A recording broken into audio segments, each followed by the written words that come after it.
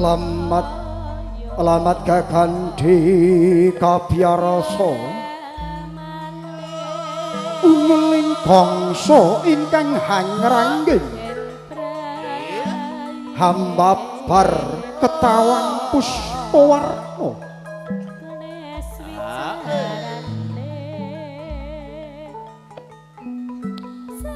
ana gandha arum angambar-ambar katiuping samirana manda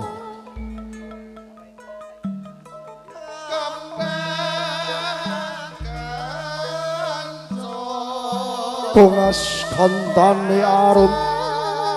angebak isasana adi kang gilar sampun kawareng prabing saking panti busana tumuju wonten ing sasana rinengga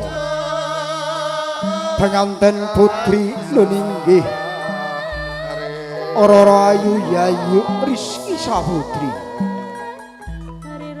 kakanthi lampahira dening Rara Ayu Lia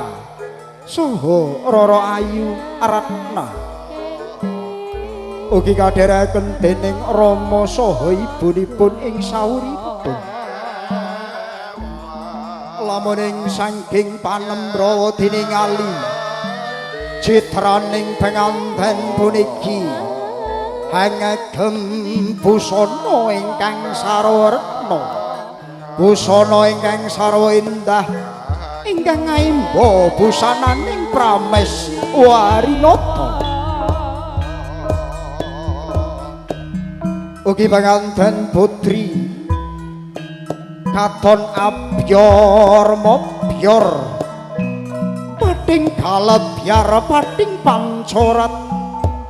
pindha kartika kang guming siring papan kawis tinggal penganten putri hangagem cunduk mentul ingkang cacah sanga menika mengku makna bilih samangki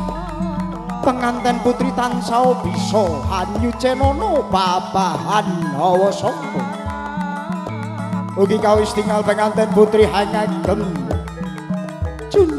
sekar melati rinunce kang tiba ing dada menika mengku makna mugi penganten putri tansah bisa handada sedaya lelampahan kang sinandang ugi kapratitesaken dening ibu juru pangadi busana saking Ritna Rahma make up ingkang mijil saking bayanan siswa Dipura Bayalali kawis tinggal penganten putri sigra kandhek lampahipun ing sasana rinengga para tamu kagung saha putri ingkang pinengku ing pakurmatan lulus Raharja tan manggih rubeda sakara-kara lampahing penganten putri saking panti busana tumuju ing sasana rinengga duli kala jengken pambayong ing Sekar Adi Mancawarnaya Jayandaru Dewandaru pramila katur ingkang winantu ing pakurmatan nuninggih Bapa Triyana Ibu Sukini pinangka pangemban pambayong ing Sekar Adi Mancawarnaya Jayandaru Dewandaru kasuwun daya-daya lumarap tumuju ing sasana pahargyan hambayong Sekar Adi Mancawarna Jayandaru Dewandaru Bapa Triyana Ibu Sukini ing samangkih pinangka syarat sarananing pamedhu ing penganten kakung wonten ing bali paremen tumuju ing sasana pahargyan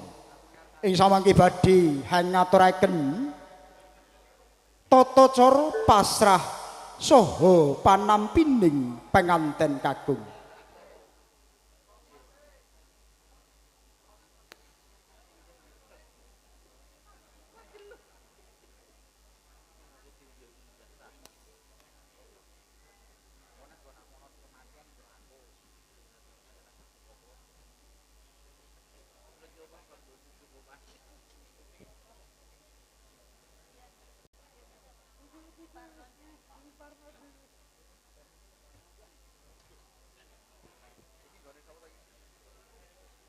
Lha wonten sasmita saking pamongi pahargyan bilih kadang saking besan Sutrisna ingkang kasepuhan dening Bapa Mulyana sampun syaga lumebet wonten ing madyaning sasana pahargyan. Wondene lampahing penganten kakung tumuju ing sasana pahargyan yen Cinandra mugi lampahipun tansah manggiya kawi lujengan.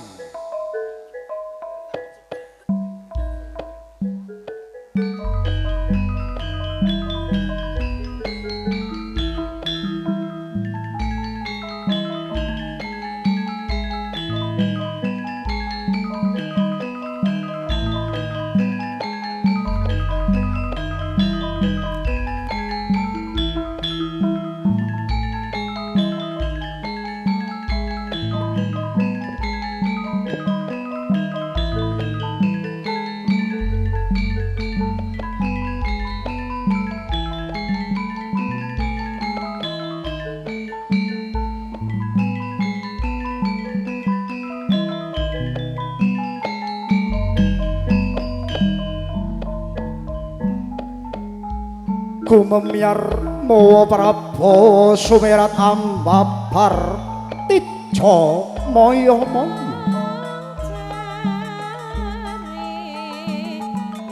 saya banyu saya cetha saya caget saya ngalela lah menika tejaning asang bagus Muhammad Syahrir Abidin ingkang kakanthi mijil saking Bali Palareman kakati manjing wonten ing sasana pahargyan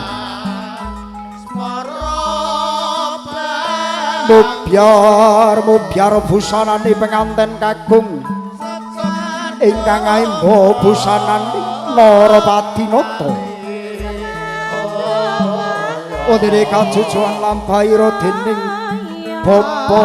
Mulyana ing samangke badhe ngaturaken pangandika pasrah saking keluarga agung Bapak Didi Haryanto ugi ing samangke daya-daya badhe katampi dening ingkang winantu ing pakurmatan Bapak Wagimin kanthi jumenipun ing samangke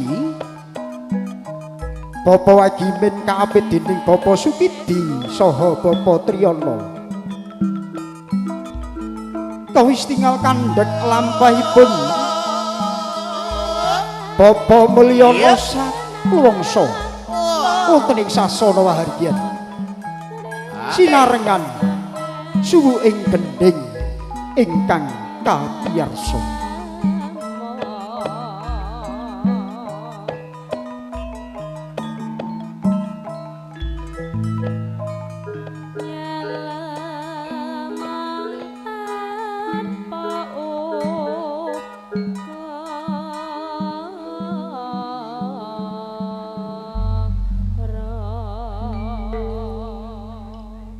Para tamu kagung saha pitring kang winaku ing pakurmatan tumuli badhe katindakaken tata cara pasrah saha panampinding penganten kagung wondene ingkang badhe hamedhar sabda pangandika pasrah nggih Bapa Mulyana pinangka sulih saliraning keluarga agung Bapa Didi Haryanto Ibu Wantini.